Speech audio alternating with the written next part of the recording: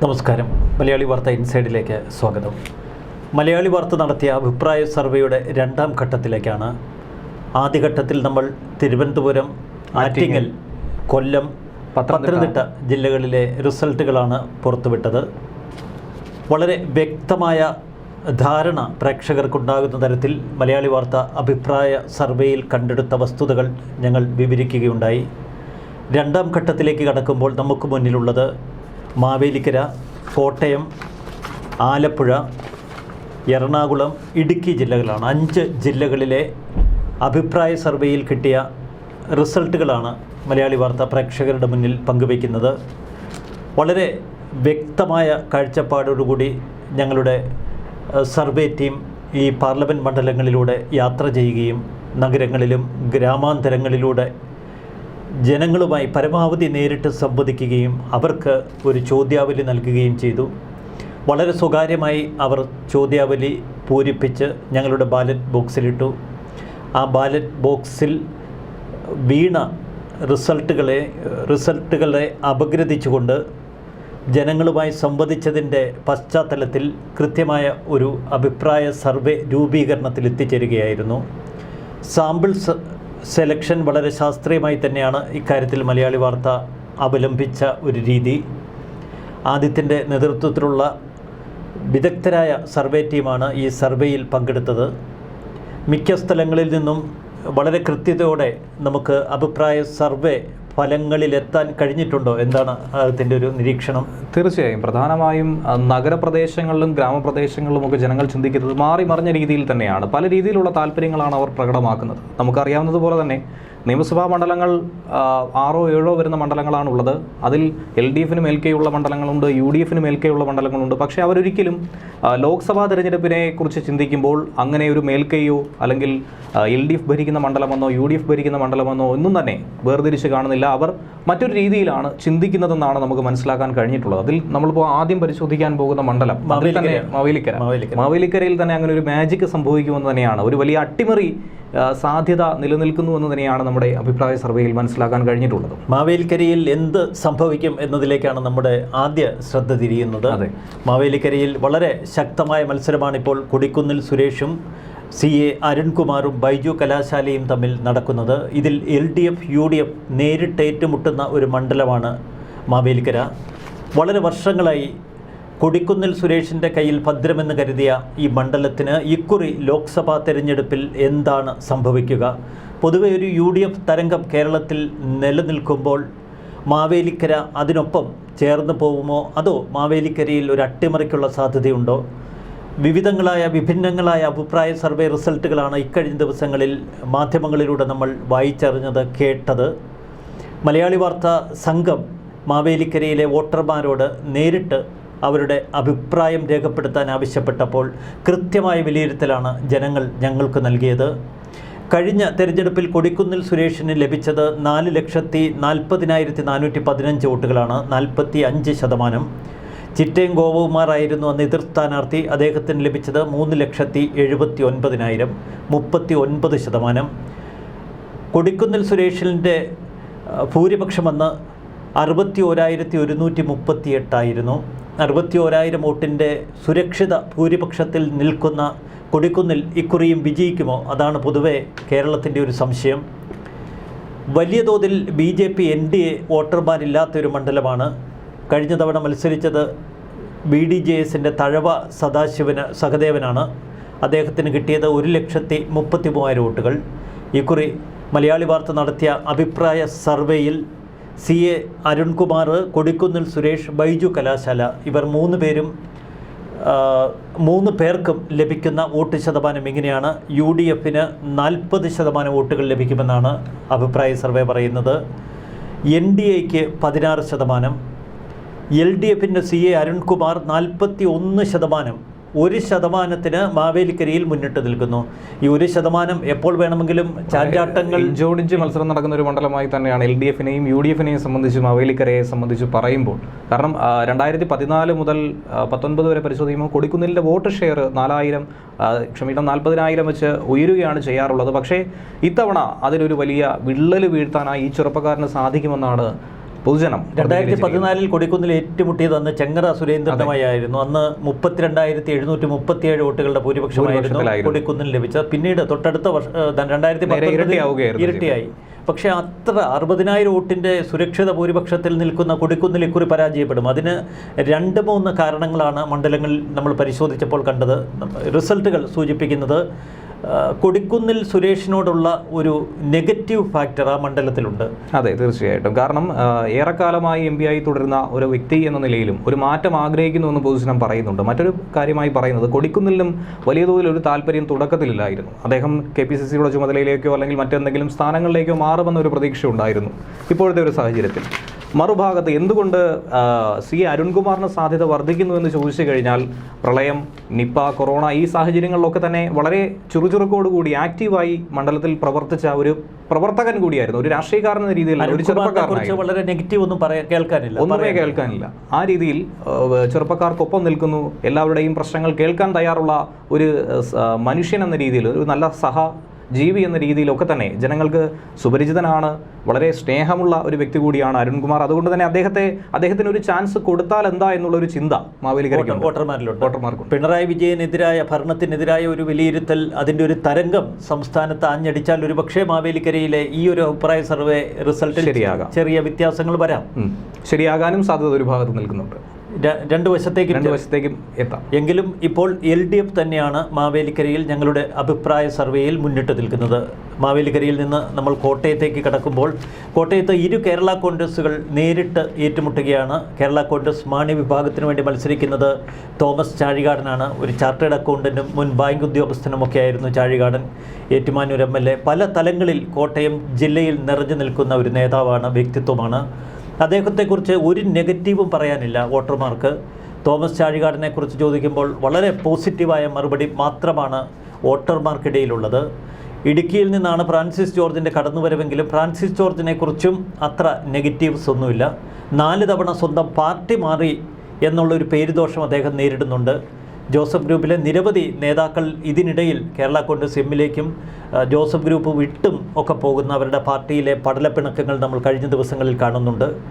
കോട്ടയം പൊതുവെ ഒരു UDF കോൺസ്റ്റിറ്റ്യുവൻസിയാണ്. അതുകൊണ്ട് തന്നെ ഫ്രാൻസിസ് ജോർജ് കോട്ടയത്ത് ഉമ്മൻചാണ്ടിയുടെ ഫോട്ടോ അടക്കം ചേർത്ത് വെച്ചുകൊണ്ടാണ് തനിക്ക് വേണ്ടി വോട്ട് തേടുന്നത്. കോൺഗ്രസ് നേതാക്കളെ വളരെ ചേർത്ത് പിടിക്കുന്നതിൽ ഫ്രാൻസിസ് ജോർജ് വിജയിക്കുന്നുണ്ട്. എങ്കിലും കോൺഗ്രസ് നേതാക്കൾക്കിടയിലും പലതര അഭിപ്രായ വ്യത്യാസങ്ങൾ ഫ്രാൻസിസ് ജോർജിൻ്റെ കാര്യത്തിൽ സംഭവിക്കുന്നു. അതിൽ മുഖ്യമായി നിൽക്കുന്നത് കോട്ടയം പാർലമെൻറ്റ് സീറ്റ് തങ്ങൾക്ക് ലഭിക്കണമെന്ന് കോട്ടയത്തെ ഒരു വിഭാഗം കോൺഗ്രസ് നേതാക്കൾ ആഗ്രഹിച്ചിരുന്നു. അവരുടെ ആഗ്രഹത്തിന് വിരുദ്ധമായി കേരള കോൺഗ്രസ് ജോസഫിന് കോട്ടയം സീറ്റ് കൊടുത്തത് കോൺഗ്രസിൽ തന്നെ ചെറിയ അഭിപ്രായ വ്യത്യാസങ്ങൾക്ക് ഇടവരുത്തി. കോൺഗ്രസിൽ ഏതെങ്കിലും വിധത്തിൽ ഒരു ചേരുവതിരിവ് വോട്ടിങ്ങിൽ പ്രകടമാകുമോ എന്നിപ്പോൾ പറയുക വയ്യ. പല തലത്തിലുമുള്ള അടിയൊഴുക്കുകൾ ഉള്ള ഒരു മണ്ഡലമാണ് കോട്ടയം. കോട്ടയം മണ്ഡലത്തിലൂടെ വളരെ വിശദമായ അഭിപ്രായ സർവേയാണ് മലയാളി വാർത്താ ടീം നടത്തിയത്. വിവിധ ആളുകളെ നേരിൽ കണ്ടു. അതിൽ കർഷകരുണ്ട്, പ്രൊഫഷണലുകളുണ്ട്, നഗരത്തിൽ താമസിക്കുന്നവരുണ്ട്, ഗ്രാമങ്ങളിലുള്ളവരുണ്ട്. വളരെ വ്യക്തമായ ഒരു ധാരണയിൽ നമ്മുടെ അഭിപ്രായ സർവേ റിസൾട്ടിലെത്താൻ കോട്ടയത്തെ ഞങ്ങളുടെ സർവേ കഴിഞ്ഞു. എന്തായിരുന്നു അവിടുത്തെ ഒരു പ്രത്യേകത ആദിത്യൻ അവിടെ പ്രകടമായി കണ്ടത്, അല്ലെങ്കിൽ നമ്മുടെ ടീം റിപ്പോർട്ട് ചെയ്തത് എന്തൊക്കെയായിരുന്നു? കോട്ടയത്ത് പൊതുവിലായി പറയുന്നത് ഏറ്റവും കേരള രാഷ്ട്രീയത്തിൽ തന്നെ ഏറ്റവും ഉറ്റുനോക്കുന്ന ഒരു മണ്ഡലമാണ് കോട്ടയം. കേരള കോൺഗ്രസുകൾ തമ്മിൽ ഏറ്റുമുട്ടുന്നു. ആരാണ് ശരിക്കുമുള്ള കേരള കോൺഗ്രസ് എന്നുള്ള ഒരു ചോദ്യമാണ് ഇരുപക്ഷവും ഒരുപോലെ തന്നെ ഉയർത്തുന്നത്. അപ്പോൾ അത് ജനം തന്നെ ഇത്തവണ വിധി എഴുതും എന്നാണ് ഒരു ഭാഗം അവകാശപ്പെടുന്നത്. ഒപ്പം തന്നെ ഒരിക്കലും പൊതുജനം മറക്കാത്ത ഒരു കാര്യമുണ്ട്. ഏത് മുന്നണിയായിരുന്നാലും രണ്ടിലെയാണ് യഥാർത്ഥ കേരള കോൺഗ്രസ് എന്നുള്ളൊരു വാദവും അവിടെ ഒരുപക്ഷം ആളുകൾ ഉയർത്തിപ്പിടിക്കുന്നു. എന്നും രണ്ടില്ല എന്നുള്ളതാണ് ചാഴികാടന്റെ മുദ്രാവാക്യം. മറ്റൊരു ശ്രദ്ധേയമായ മുദ്രാവാക്യം കഴിഞ്ഞ ദിവസം ചാഴികാടൻ ഉയർത്തി.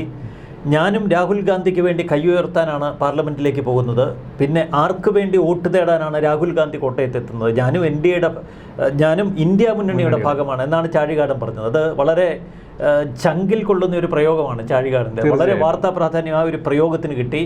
അപ്പോൾ ചാഴികാടൻ ഫ്രാൻസിസ് ജോർജ് പോര് ഒരു പ്രത്യേകതയുള്ളൊരു പോര് തന്നെയാണ്. ഒരു വശത്ത് രണ്ടിലെയും മാണി സാറുമൊക്കെ ഹൃദയത്തിൽ ഏറ്റിക്കൊണ്ട് ചാഴികാടൻ നിൽക്കുന്നു. തൊട്ടപ്പുറത്ത് ഉമ്മൻചാണ്ടി സാറിൻ്റെ ഫോട്ടോ അടക്കം. അത് പ്രത്യേകമായി എടുത്തു പറയേണ്ടത് പുതുപ്പള്ളി മണ്ഡലം കൂടി കോട്ടയം മണ്ഡലത്തിൽ വരുന്നുണ്ട്. അതോടൊപ്പം ആ ഒരു വികാരം ആളിക്കത്തിക്കാൻ UDF നല്ല രീതിയിൽ ശ്രമിക്കുന്നുമുണ്ട്. മറ്റൊരു പ്രത്യേകത ആ മണ്ഡലത്തിൽ നമുക്ക് ഒരുപക്ഷെ ചൂണ്ടിക്കാട്ടാൻ കഴിയുന്നത് തുഷാർ വെള്ളാപ്പള്ളിയുടെ സാന്നിധ്യമാണ്. SNDP വോട്ടുകൾ ഇക്കുറി ആർക്ക് അനുകൂലമാകും? കാലാകാലങ്ങളായി LDF വോട്ട് ബാങ്കായി നിൽക്കുന്ന SNDP വോട്ട് ബാങ്കിൽ ഇക്കുറി ചോർച്ച സംഭവിക്കുമോ? അങ്ങനെ ഒരു ചോർച്ച സംഭവിച്ചാൽ അത് LDFന് വിനയാകുമോ? ഇത്തരം കാര്യങ്ങളാണ് പ്രധാനമായി നിൽക്കുന്നത്. അപ്പം നമുക്ക് അതിൻ്റെ ഒരു റിസൾട്ടിലേക്ക് വളരെ പെട്ടെന്ന് കിടക്കാം.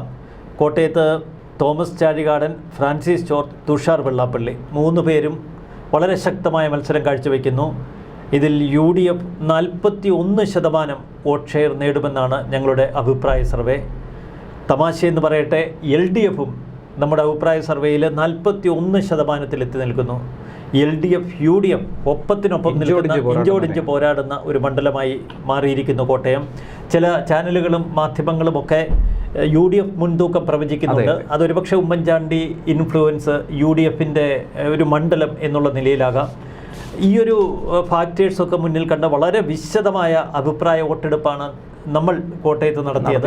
അതിൽ 41% വീതം ഇരു മുന്നണികളും വോട്ട് ഷെയർ നേടുമെന്നാണ് ഞങ്ങളുടെ അഭിപ്രായ സർവേയിൽ വ്യക്തമാകുന്നത്.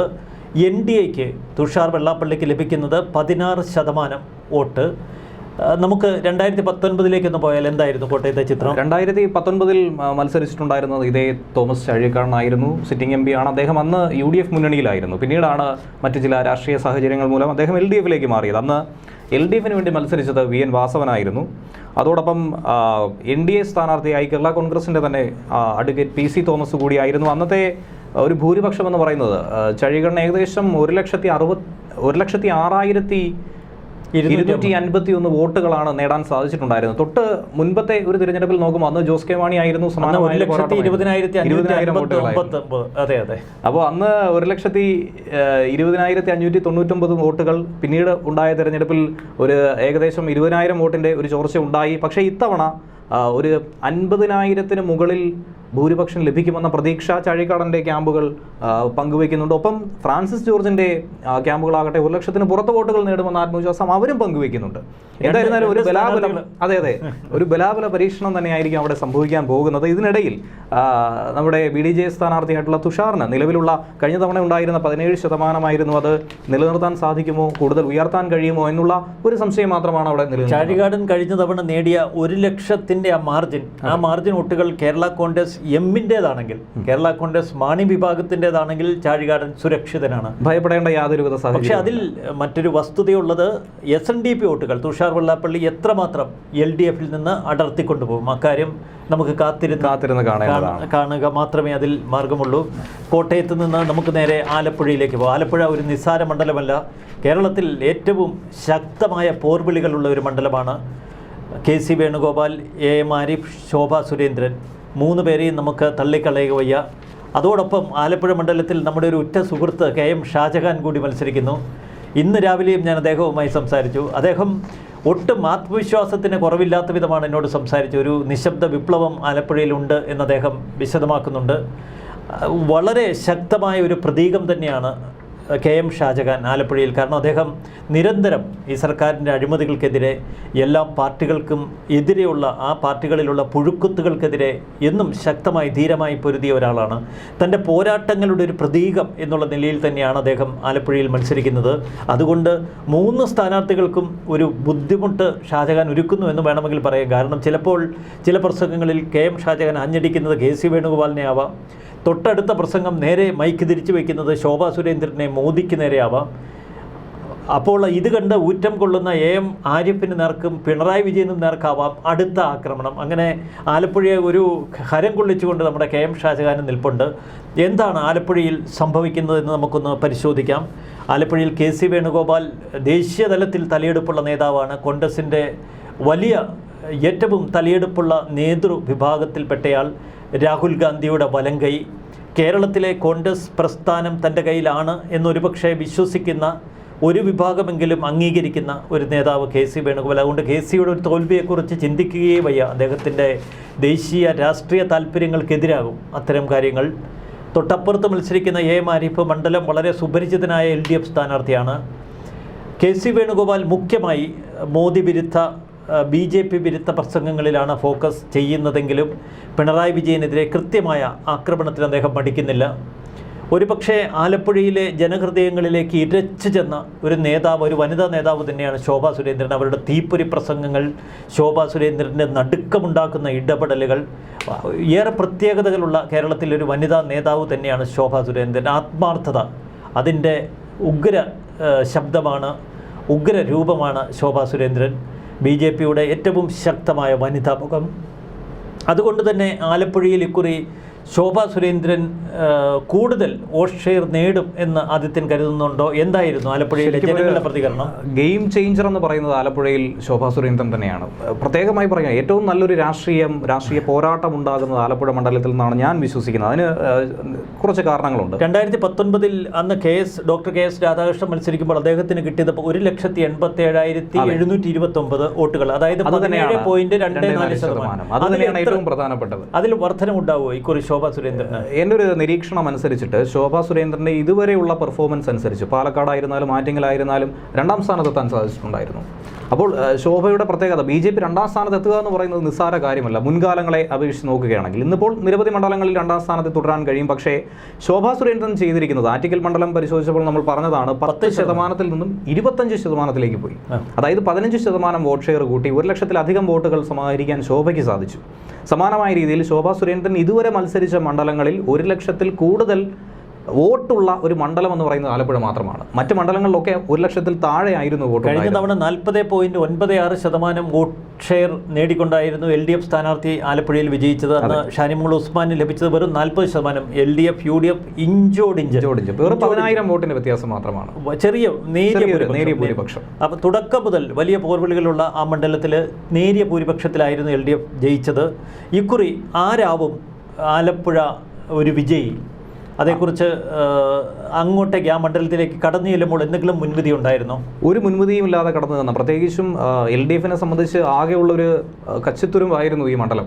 കനലൊരു തരിമതി എന്ന് പറയുന്നത് പോലെ തന്നെ ആരിഫിലൂടെ തന്നെയായിരുന്നു മറ്റ് നീക്കങ്ങൾ ആവിഷ്കരിച്ച് LDF മുന്നോട്ട് പോയിക്കൊണ്ടിരിക്കുന്നത്. അപ്പോൾ ഇത്തവണ ഒരു കാരണവശാലും വിട്ടുകൊടുക്കില്ല എന്നുള്ള വാശി ഇപ്പോഴത്തെ സ്ഥാനാർത്ഥി എന്ന നിലയിൽ എം ആരിഫിനുമുണ്ട്. അതുപോലെ തന്നെ KC ഇറങ്ങുന്നതിൻ്റെ ഒരു ഭയപ്പാട് LDF ക്യാമ്പിൽ മൊത്തത്തിൽ അലയടിക്കുന്നുണ്ട് എന്നുള്ളത് യാഥാർത്ഥ്യമാണ്. കാരണം ഇതിനു മുൻപുണ്ടായിരുന്ന 2 തവണ അവിടെ സിറ്റിംഗ് MP ആയിരുന്നു. അദ്ദേഹത്തെക്കുറിച്ച് ജനങ്ങൾക്ക് നന്നായി അറിയാവുന്നതാണ്, അദ്ദേഹത്തിൻ്റെ ശക്തി അറിയാവുന്നതാണ്. അതുകൊണ്ട് തന്നെ അദ്ദേഹം ഇറങ്ങിയാൽ വിജയിക്കാൻ കഴിയുമെന്ന പ്രതീക്ഷ UDFന് നന്നായി തന്നെ ഉണ്ട്. ഇനി നമ്മുടെ അഭിപ്രായ സർവേ റിസൾട്ടിലേക്ക് അടക്കാം. ആലപ്പുഴയിൽ ഇക്കുറി എം ആരിഫിൻ്റെ വോട്ട് ഷെയർ ഏകദേശം 6.96 കുറയുമെന്നാണ് നമ്മുടെ അഭിപ്രായ സർവേ പറയുന്നത്. 40.94-96 നിന്നും ഇക്കുറി എം ആരിഫിന് ലഭിക്കുക 34% കുറയും. അതിൻ്റെ കാരണം ശോഭാ സുരേന്ദ്രൻ ഇക്കുറി 24% വോട്ട് ഷെയറിൽ ആലപ്പുഴയിൽ എത്താനുള്ള സാധ്യതയുണ്ട്. കഴിഞ്ഞ തവണ 17% അത് 24-ലേക്ക് എത്തും. സ്വതന്ത്രന്മാർ കുറച്ചധികം 8% വോട്ട് സ്വതന്ത്രന്മാർക്ക് ലഭിക്കാനുള്ള സാധ്യതയാണ് ആലപ്പുഴയിൽ നിൽക്കുന്നത്. അതുകൊണ്ട് തന്നെ UDF ഇക്കുറി 34% വോട്ട് ഷെയർ എന്നുള്ളതാണ് നമ്മുടെ അഭിപ്രായ സർവേയിൽ നിൽക്കുന്നത്. LDFന് 34%, UDFന് 34%. ഒപ്പത്തിനൊപ്പം കോട്ടയം, ആലപ്പുഴ എന്നീ 2 മണ്ഡലങ്ങളിലാണ് ഇക്കുറി ഞങ്ങളുടെ അഭിപ്രായ സർവേയിൽ ഒപ്പത്തിനൊപ്പം നിൽക്കുന്ന കാഴ്ച കണ്ടത്. അത് വളരെ വ്യക്തമായ വിലയിരുത്തലാണ് ജനങ്ങളുടെ ഭാഗത്തു നിന്ന്. എങ്ങോട്ടേക്ക് വേണമെങ്കിലും ഒരു നേരിയ വ്യത്യാസം വരാം. ഭൂരിപക്ഷം വളരെ നേർത്തതാകും. അതിൽ ശോഭാ സുരേന്ദ്രൻ തന്നെയാണ് ഗെയിം ചേഞ്ചർ, നിർണായക പങ്ക് ആലപ്പുഴയിൽ വഹിച്ചിരിക്കുന്നത്. ഒപ്പം നമ്മുടെ KM ഷാജഹാനെ പോലെയുള്ളവർ തങ്ങളുടേതായ പങ്ക് ആലപ്പുഴയിൽ ചെയ്യുന്നു. അക്കാര്യത്തിൽ വ്യത്യാസമില്ല. കാരണം അദ്ദേഹത്തിന് വേണ്ടിയും വളരെ ചാവേറുകളായി കുറച്ച് പേർ വളരെ ശക്തമായ വാർത്തയൊക്കെ ഉണ്ടായിരുന്നു. അതെ അപരന്മാരെ നിർത്തുന്നു. പ്രത്യേകിച്ച് അത് LDF ആണ് അത്തരത്തിൽ ചെയ്യുന്നത്, തന്നെ ഭയക്കുന്നത് എന്ന രീതിയിലൊക്കെ തന്നെ അദ്ദേഹം പ്രസ്താവനകൾ നടത്തിയിരുന്നു. LDFൽ തന്നെ എം ആരിഫിനെ ഒരു MP ആയി അംഗീകരിക്കുന്നു എന്ന് ചോദിക്കുമ്പോൾ അത്ര വലിയ അംഗീകാരമൊന്നും വോട്ടർമാർക്കിടയിൽ അദ്ദേഹത്തിന് വോട്ട് ചെയ്യുന്നവർ രേഖപ്പെടുത്തുന്നില്ല. അങ്ങനെ എങ്കിലും പക്ഷേ അവർക്ക് രാഷ്ട്രീയം തന്നെയാണ് മുഖ്യം. ആരിഫിനെ സംബന്ധിച്ച് പറയുകയാണെങ്കിൽ ആദ്യ മത്സരത്തിൽ തന്നെ ഗൗരിയമ്മയെ തോൽപ്പിച്ച് എത്തിയ ഒരു വ്യക്തി കൂടിയാണ്. മണ്ഡലത്തിൽ തന്നെ അരൂരിലെ MLA ആയിരുന്നു അദ്ദേഹം. പിന്നീട് പരാജയം അറിഞ്ഞിട്ടില്ല. എല്ലാ മത്സരങ്ങളിലും വിജയം മാത്രമാണ് അറിഞ്ഞത്. ഇത്തവണ അദ്ദേഹത്തിന് പരാജയം സംഭവിക്കുമോ എന്നത് കൂടിയാണ് ഉറ്റുനോക്കേണ്ടത്. അദ്ദേഹവും നല്ല ശുഭപ്രതീക്ഷയിൽ തന്നെയാണുള്ളത്. നമുക്ക് ആലപ്പുഴയിൽ നിന്ന് തൊട്ടടുത്ത മണ്ഡലമായ എറണാകുളത്തേക്ക് പോകാം. എറണാകുളം ഹൈബി ഈഡൻ എന്ന കരുത്തനായ സാരഥി, യുവസാരഥി കോൺഗ്രസിന് ഏറ്റവും ആത്മവിശ്വാസമുള്ള ഒരു പാർലമെൻറ്റ് മണ്ഡലത്തിൽ മത്സരിക്കുന്ന സ്ഥാനാർത്ഥിയാണ്. ഹൈബീഡിനെ കുറിച്ച് പ്രത്യേകിച്ച് നെഗറ്റീവ്സ് ഒന്നുമില്ല. ഹൈബിയുടെ ഒരു പ്രത്യേകതകൾ, ഹൈബിയുടെ കുടുംബവിശേഷങ്ങളൊക്കെ നമ്മൾ ഒരുപാട് ചർച്ച ചെയ്യാറുണ്ട്. എറണാകുളം ഒരു നല്ല UDF കോൺസ്റ്റിറ്റ്യുവൻസിയാണ്. പക്ഷേ ഇക്കുറി അവിടെ 2020 സ്ഥാനാർത്ഥി മത്സരിക്കുന്നു. തുടക്കം മുതൽ 2020 സ്ഥാനാർത്ഥി അഡ്വക്കേറ്റ് ആൻ്റണി ജൂഡി എത്രമാത്രം വോട്ട് ഷെയർ നേടും എന്നതാണ് പൊതുവെ ഇരു മുന്നണികളെയും അലട്ടുന്ന ഒരു പ്രശ്നം. 2020 സാന്നിധ്യം നമ്മൾ എറണാകുളത്തൂടെ യാത്ര ചെയ്തപ്പോൾ നിങ്ങൾക്ക് അനുഭവപ്പെട്ടോ? തീർച്ചയായും നമുക്ക് കാണുവാൻ സാധിച്ചത് 3 മുന്നണികൾ പ്രധാനമായും എല്ലാ മണ്ഡലങ്ങളിലും ഉണ്ടെങ്കിൽ പോലും മറ്റൊരു എതിർ സ്വരമെന്ന രീതിയിൽ, മുഖമെന്ന രീതിയിൽ നമുക്ക് കാണുവാൻ സാധിച്ചൊരു മുഖം തന്നെയാണ് അഡ്വക്കേറ്റ് ആൻ്റണി ജൂഡിയുടേത്. കാരണം എല്ലാ മേഖലകളിലും പോസ്റ്ററുകളിലൂടെ ആയിരുന്നാലും മറ്റ് പ്രചരണ ജാഥകളിലൂടെ ആയിരുന്നാലും ഒക്കെ തന്നെ 2020 അവരുടെ സാന്നിധ്യം അവിടെ അറിയിച്ചിട്ടുണ്ട്. ഇക്കാര്യത്തിൽ മറ്റു മാധ്യമങ്ങളോട്, ചാനലുകളോട് നമുക്ക് ഒരു എതിർ സ്വരമുണ്ട്. മിക്ക സർവേകളിലും അവർ 2020 അവഗണിച്ചാണ് ഇക്കുറി സർവേ ഫലങ്ങൾ പുറത്തുവിട്ടത്. പക്ഷേ ഞങ്ങൾക്ക്, നമ്മുടെ മലയാളി വാർത്താ ടീമിന് 2020 സാന്നിധ്യം കൃത്യമായി എറണാകുളം, ചാലക്കുടി മണ്ഡലങ്ങളിൽ തിരിച്ചറിയാൻ കഴിഞ്ഞിട്ടുണ്ട്. അവർക്ക് വോട്ട് ഷെയർ ഉണ്ട് എന്ന കാര്യത്തിൽ യാതൊരുവിധ സംശയവുമില്ല. പക്ഷേ അത് എത്രമാത്രം, നമുക്ക് ആ റിസൾട്ടിലേക്ക് വരാം. എന്താ പുതിയ ഒരു സ്ഥാനാർത്ഥിയായി വന്നിരിക്കുന്ന LDFിലെ ഷൈനെ കുറിച്ച്, KJ ഷൈനെ കുറിച്ചുള്ള ജനങ്ങളുടെ അഭിപ്രായം? പൊതുവിൽ പറഞ്ഞിരിക്കുന്നത് എറണാകുളത്ത് LDFന് ഒരു സ്ഥാനാർത്ഥി ഇല്ല എന്ന രീതിയിൽ തുടക്കത്തിൽ വാർത്തകൾ വന്നിരുന്നു. ആരെ നിർത്തുമെന്ന ആകുലതകൾ അവർ പങ്കുവച്ചിരുന്നു. ഒരു സ്ഥാനാർത്ഥി പോലും ഇല്ലാത്തൊരു മണ്ഡലം, അല്ലെങ്കിൽ കരുത്തനായ ഹൈബിയെ കഴിഞ്ഞ തവണ പരിശോധിക്കുകയാണെങ്കിൽ 50%-ലധികം, പകുതിയിലധികം വോട്ടുകൾ അദ്ദേഹം സമാഹരിച്ചിട്ടുണ്ടായിരുന്നു. അതുകൊണ്ട് അദ്ദേഹത്തെ തറ പറ്റിക്കുക എന്ന് പറയുന്നത് LDFിനെ സംബന്ധിച്ച് വലിയ ഒരു വിഷയം തന്നെയാണ്. കഴിഞ്ഞ തവണ ഏകദേശം 33% വോട്ടായിരുന്നു LDFിന് ലഭിച്ചിട്ടുണ്ടായിരുന്നത്. അതുകൊണ്ട് തന്നെ വിജയം അവർ അവിടെ നോക്കി കാണുന്നില്ല. അതുകൊണ്ട് തന്നെ ഇപ്പോൾ അവതരിപ്പിച്ചിരിക്കുന്ന KG ഷൈൻ എന്ന് പറയുന്നത് ഒരു സുപരിചിത അല്ല എന്നുള്ളൊരു പരാതി പൊതുവിൽ അണികളുടെ ഭാഗത്ത് BJP സ്ഥാനാർത്ഥി NDAക്ക് വേണ്ടി മത്സരിക്കുന്ന ഡോക്ടർ KS രാധാകൃഷ്ണനും അത്ര നിസ്സാരക്കാരനല്ല. അദ്ദേഹത്തിനും ഒരു നല്ല രീതിയിലുള്ള ഒരു ഇന്റലക്ച്വൽ പരിവേഷമുള്ള നല്ലൊരു കാൻഡിഡേറ്റ് ആണ്. അതുകൊണ്ട് ഒരുപക്ഷെ ആലപ്പുഴയിലേക്ക് പരിഗണിച്ചിരുന്നു ഒരു സമയത്ത്. അതെ, പിന്നീടാണ് എറണാകുളത്തേക്ക്. നമുക്ക് എറണാകുളത്തെ റിസൾട്ടിലേക്ക് വരാം. ഞങ്ങളുടെ അഭിപ്രായ സർവേയിൽ എറണാകുളം വ്യക്തമായി മറുപടി തന്നിരിക്കുന്നു. അവിടെ LDF നേടുന്നത് 26% വോട്ടുകൾ, NDAക്ക് ലഭിക്കുന്നത് 18%, 2020 12% വരെ, മറ്റുള്ള സ്വതന്ത്രരെയും ചേർത്ത് 12% വരെ 2020 സ്വതന്ത്രർ അവർ നേടിയേക്കാം.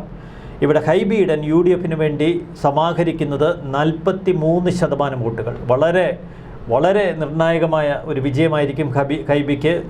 വളരെ ഉജ്ജ്വലമായ വിജയം ഹൈബിക്ക് നേടാൻ കഴിയും, അതിൽ കൃത്യമായ മാർജിനോട്. എടുത്തു പറയേണ്ടത് കഴിഞ്ഞ തവണ ഏകദേശം 1,69,000 വോട്ടുകൾ, 1,69,053 വോട്ടുകളാണ് ഹൈബിയുടെ അവിടെ സമാഹരിക്കാൻ പറ്റിയത്. പക്ഷേ അതിൽ ഒരു ഭൂരിപക്ഷം വോട്ടുകൾ 2020 മാറുന്നു എന്നാണ് നമുക്കിതിലൂടെ മനസ്സിലാക്കേണ്ടത്. എന്തുകൊണ്ട് UDFിന്റെ വോട്ട് ഷെയർ കുറയുന്നു, ഭൂരിപക്ഷം കുറയുന്നു എന്ന് ചോദിച്ചാൽ ഈ 12%, ഏകദേശം 50% വോട്ട് കഴിഞ്ഞ പ്രാവശ്യം നേടിയെങ്കിൽ ഇക്കുറി 43 വോട്ട് ഷെയർ മാറിയാൽ അതിനനുസരിച്ച് വോട്ട് കുറയും. പക്ഷേ അവിടെ ഒരു പ്രത്യേകതയുണ്ട്. LDF കഴിഞ്ഞ പ്രാവശ്യം 33.30 വോട്ട് ഷെയർ നേടിയെടുത്ത് ഇക്കുറി 26 കുറയും. ഭൂരിപക്ഷത്തിൽ വ്യത്യാസം വരാനില്ല. മറ്റൊരു കാര്യം കൂടിയുണ്ട്. കഴിഞ്ഞ തവണ മത്സരിച്ചിട്ടുണ്ടായിരുന്നത് P. രാജീവായിരുന്നു. അദ്ദേഹത്തിന് ഒരു ജനകീയ മുഖം അവിടെ ഉണ്ടായിരുന്നു. പക്ഷേ കരുത്തനായ ഒരു നേതാവെന്ന ഒരു പരിവേഷം ഉണ്ടായിരുന്നു. പക്ഷേ ഇത്തവണ LDFന് പറയാനുള്ള കരുത്തൊന്നും തന്നെ എറണാകുളത്തില്ല എന്നുള്ളതാണ് യാഥാർത്ഥ്യം.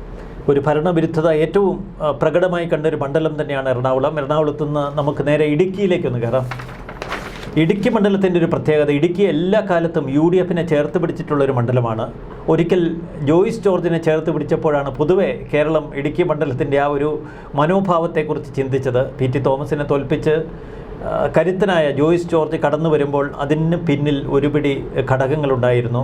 അന്ന് ആ മലയോര മേഖലയിൽ നിലനിന്നിരുന്ന ചില രാഷ്ട്രീയ സംഭവ വികാസങ്ങൾ, കത്തോലിക്ക സഭയുടെ അകമഴിഞ്ഞ പിന്തുണ, PT തോമസിനെതിരെ വെല്ലുവിളിക്കുന്ന സഭാ നേതൃത്വം, അങ്ങനെ എല്ലാ ഘടകങ്ങളും ഒരുമിച്ച് വന്നപ്പോൾ ജോയിസ് ജോർജിന് വിജയിക്കാൻ കഴിഞ്ഞു. കസ്തൂരിരംഗൻ റിപ്പോർട്ടിന് മേലുള്ള അതെ, അന്ന് വലിയ തോതിൽ ഇടുക്കിയിൽ UDFനെതിരെ ഒരു വികാരം ഉയർന്നു വന്നൊരു കാലഘട്ടമായിരുന്നു.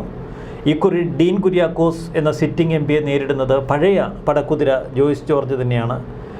BDJSന് വേണ്ടി സംഗീത വിശ്വനാഥൻ മത്സരിക്കുന്നു. പക്ഷേ BDJSനൊന്നും വലിയ സ്വാധീനമുള്ള ഒരു മേഖലയേ അല്ല ഇടുക്കി. UDF എല്ലാ കാലത്തും ഇടുക്കിയെ തങ്ങളുടെ ഒരു മണ്ഡലമാണ് എന്ന് വളരെ ആത്മവിശ്വാസത്തോടെ പറയുന്നൊരു മണ്ഡലം കൂടിയാണ് ഇടുക്കിയിൽ. പക്ഷേ ഇക്കുറി കാര്യങ്ങൾ മാറി മറിഞ്ഞേക്കാം. അവിടെ കേരള കോൺഗ്രസ് എമ്മിൻ്റെ സാന്നിധ്യം ഇടതുപക്ഷത്തിന് അനുഗ്രഹമാകും എന്ന് ഇടുക്കിയിലെ LDF പ്രവർത്തകർ കരുതുന്നു. കാരണം ഇടുക്കി നിയോജക മണ്ഡലം legislative assembly constituency Roshy Augustine എന്ന കരുത്തനായ കേരള കോൺഗ്രസ് നേതാവിൻ്റെ കയ്യിലാണ്. അദ്ദേഹം ഇപ്പോൾ ഇറിഗേഷൻ മന്ത്രിയാണ്. ഇത് റോഷിയുടെ ഒരു പ്രസ്റ്റീജിയസ് മത്സരം കൂടിയാണ്. കാരണം ഇടുക്കി പാർലമെൻറ്റ് മണ്ഡലത്തിൽ LDFിൻ്റെ വോട്ട് ഷെയർ കുറഞ്ഞാൽ അത് കേരള കോൺഗ്രസിൻ്റെ അസ്തിത്വം പോലും ചോദ്യം ചെയ്യുന്ന ഒരു ഘട്ടത്തിലെത്താം. അതുകൊണ്ട് തന്നെ ഇടുക്കിയുടെ ആ ഒരു ജനങ്ങളുടെ, ഇടുക്കിയിലെ വോട്ടർമാരുടെ ജനവിധി എന്തായിരിക്കും? ഇടുക്കിയിലൂടെ യാത്ര ചെയ്തപ്പോൾ എന്തായിരുന്നു നിങ്ങളുടെ ടീമിന് അനുഭവപ്പെട്ടത്? വളരെ വ്യത്യസ്തമായൊരു യാത്രാനുഭവം കൂടിയായിരുന്നു. കാരണം ഒരുപക്ഷെ കേരളത്തിലെ ലോക്സഭാ മണ്ഡലങ്ങളിൽ ഏറ്റവും വലുതെന്ന് തന്നെ നമുക്ക് ഇടുക്കിയെ പറയാൻ കഴിയും. ഒരറ്റത്ത് നിന്ന് മറ്റേ അറ്റം വരെ ഓടിയെത്താൻ തന്നെ പറ്റാത്തൊരു മണ്ഡലം. അത് തമാശയായിട്ട് പറയാറുണ്ട്. ഇടുക്കിയിലെ ഉടുമ്പൻചോല എന്ന് പറയുന്നത് ആലപ്പുഴ ജില്ലയെക്കാളും വലുതാണെന്ന് പറയാറുണ്ട്. അപ്പോൾ അതുകൊണ്ട് തന്നെ MP-മാരെ സംബന്ധിച്ച്, സ്ഥാനാർത്ഥികളെ സംബന്ധിച്ച് വലിയ പാട് തന്നെയാണ് ജനങ്ങളിലേക്ക് ഓടിയെത്തുക. മലയാളി വാർത്തയെ സംബന്ധിച്ചും വലിയ ദുർഗണം പിടിച്ച ഒരു ടാസ്ക് തന്നെ ആയിരുന്നു ഇടുക്കിയിലെ ഞങ്ങളുടെ അഭിപ്രായ സർവേ. അത്ര സമഗ്രം എന്നുള്ള ഒരു അഹങ്കാരമോ പറയാൻ കഴിയില്ല. പക്ഷേ സാമ്പിളുകൾ വളരെ കൃത്യമായി ഞങ്ങൾ ശേഖരിച്ചു. ആ സാമ്പിളുകൾ അനലൈസ് ചെയ്തു. അതിൻ്റെ അടിസ്ഥാനത്തിൽ ഇടുക്കി ജില്ലയിൽ UDFന് മുൻതൂക്കമുണ്ട് എന്ന് നമുക്ക് ഉറപ്പിച്ച് പറയാൻ കഴിയും. ഡീൻ കുര്യാക്കോസിന് ഞങ്ങളുടെ അഭിപ്രായ സർവേയിൽ ലഭിച്ചിരിക്കുന്നത് 48% വോട്ട് ഷെയറാണ്. LDFന് 32% വോട്ട് ഷെയർ, NDAക്ക് 14% വോട്ട് ഷെയർ. ഇതാണ് ഇടുക്കി ജില്ലയിൽ മലയാളി വാർത്ത അഭിപ്രായ സർവേയിലൂടെ തെളിഞ്ഞു വരുന്ന ചിത്രം. എന്തെങ്കിലും പ്രത്യേകതകൾ, മറ്റെന്തെങ്കിലും? തീർച്ചയായും എടുത്തു പറയേണ്ട ഒരു വിഷയം വലിയൊരു ഭൂരിപക്ഷത്തിൽ തന്നെയാണ്. 54.23% ഭൂരിപക്ഷത്തിലായിരുന്നു കഴിഞ്ഞ തവണ ഡീൻ കുര്യാക്കോസ് അവിടെ തൻ്റെ വ്യക്തമായ ഒരു പാദമുദ്ര പതിപ്പിച്ചിട്ടുണ്ടായിരുന്നു. 1,71,053 വോട്ടുകൾ അന്ന് അദ്ദേഹത്തിന് സമാഹരിക്കാൻ സാധിച്ചിരുന്നു. പക്ഷേ അന്ന് എതിർ സ്ഥാനത്തായി അദ്ദേഹത്തെ വെല്ലുവിളിച്ച പാർട്ടികളെന്ന് പറയാനായി വലിയ രീതിയിലൊന്നും തന്നെ അദ്ദേഹത്തിന് വലിയ വെല്ലുവിളി ഉണ്ടായിരുന്നില്ല എന്നുള്ളതാണ് യാഥാർത്ഥ്യം. ഒപ്പം തന്നെ ജോയ്സ് ജോർജ് മത്സരിച്ചിട്ടുണ്ടായിരുന്നു. പക്ഷേ അദ്ദേഹത്തിനും 35% ഒതുങ്ങേണ്ട ഒരു സാഹചര്യമാണ് ഉണ്ടായത്. ജോയ്സിൽ നിന്നും തിരിച്ചു പിടിക്കുന്ന ഒരു കാഴ്ചയാണ് നമുക്ക് അവിടെ കാണുവാനായി സാധിച്ചതും. ഇത്തവണ വീണ്ടും അങ്ങനെ ഒരു വാശിയേറിയ മത്സരം ഉണ്ടാകുമ്പോൾ ഡീൻ കുര്യാക്കോസ് ആകട്ടെ ശക്തമായ രീതിയിലുള്ള പ്രചരണമാണ് എല്ലാ മേഖലകളിലും സമഗ്രമായി തന്നെ ചെന്നെത്താനും ഒക്കെ തന്നെ ശ്രമിക്കുന്നുണ്ട്. ഭൂരിപക്ഷത്തിൽ ചെറിയൊരു ഇടിവുണ്ടാകുമെന്നത് മാത്രമാണ് ഇവിടെ നിലനിൽക്കുന്ന ഒരു വിഷയം. ഈ സർവേ ക്രോഡീകരിക്കുമ്പോൾ 2 മണ്ഡലങ്ങൾ ഒപ്പത്തിനൊപ്പം നിൽക്കുന്നു. കോട്ടയം, ആലപ്പുഴ. ആലപ്പുഴയിൽ ഇഞ്ചോടിഞ്ച് പോരാട്ടമാണ് നടക്കുന്നത്. ഒപ്പം കോട്ടയവും. മാവേലിക്കരയിൽ LDF മുന്നിട്ട് നിൽക്കുന്ന കാഴ്ചയാണ് മലയാളി വാർത്ത അഭിപ്രായ സർവേ ടീമിന് കണ്ടെത്താൻ കഴിഞ്ഞിരിക്കുന്നത്. എറണാകുളം, ഇടുക്കി പാർലമെൻറ്റ് മണ്ഡലങ്ങൾ പൂർണ്ണമായി UDFിൻ്റെ കയ്യിൽ സുരക്ഷിതമായിരിക്കും. എങ്കിലും 2020യുടെ സാന്നിധ്യം നമുക്ക് എറണാകുളം പാർലമെൻറ്റ് മണ്ഡലത്തിൽ അവഗണിക്കുക വയ്യ. നന്ദി, നമസ്കാരം.